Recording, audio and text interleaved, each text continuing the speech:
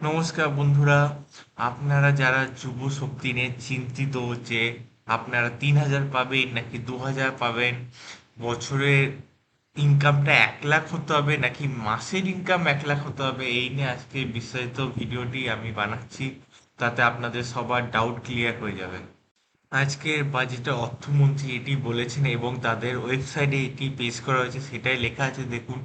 21 থেকে 45 বছর বয়সী যোগ্য শিক্ষিত বেকার যুবকদের মাসিক ভাতা দেওয়ার উদ্দেশ্যে অক্টোবর 2026 থেকে ভরসা কর্মসূচি চালু করা হবে। এই স্কিম গ্র্যাজুয়েট বেকারদের জন্য মাসে 3,000 টাকা, অন্যদের মাসে 2,000 টাকা ভাতা দেওয়া হবে। এবার এই অন্য কারা, 12 পাস না 10 পাস না 8 পাস, সেটা এখনো বলা হয়নি। এটা পরে নোটিশ দিয়ে ওরা বলে দেবে বলেছেন। তারপর বলা হচ্ছে এই কর্মসূচি যে সকল পরিবারের আয় বছরে 1 লাখ টাকার কম এবং যারা অন্য কোনো সামাজিক সুরক্ষা প্রকল্পের সুবিধা পাচ্ছেন না, সেই সব পরিবারের প্রার্থীদের জন্য প্রযোজ্য হবে। এবার এই 1 লাখ টাকা দেখে সবাই ভেবেছে যে অনেকেই ভাতাটা পাবে না, আর তারা 3,000 বা 2,000 টাকা পাবেন না। তো এই বিষয়ে পরে আমাদের মাননীয় মুখ্যমন্ত্রী নিজে স্টেটমেন্ট দিয়েছেন যে এইটা বছরে না, মাসে 1 লাখ টাকা হতে হবে, তাহলেই আপনারা পাবেন না। 1 লাখ টাকার নিচে যাদের মাসিক ইনকাম তারাই এটির সুবিধা পাবেন, এবং তিনি নিজে কি বলেছেন সেটা আমরা এখন দেখে নেব।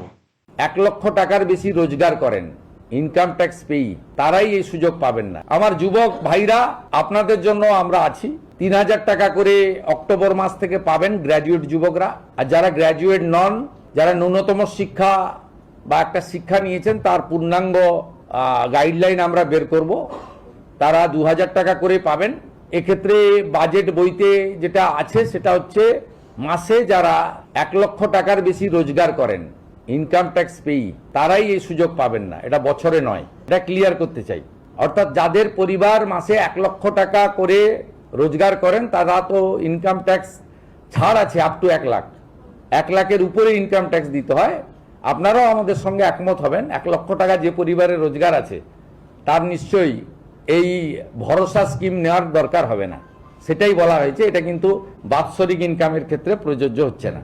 তাহলে আপনারা দেখে নিলেন, আমাদের মাননীয় মুখ্যমন্ত্রী এ বিষয়ে পুরোটাই ক্লিয়ার করে দিল।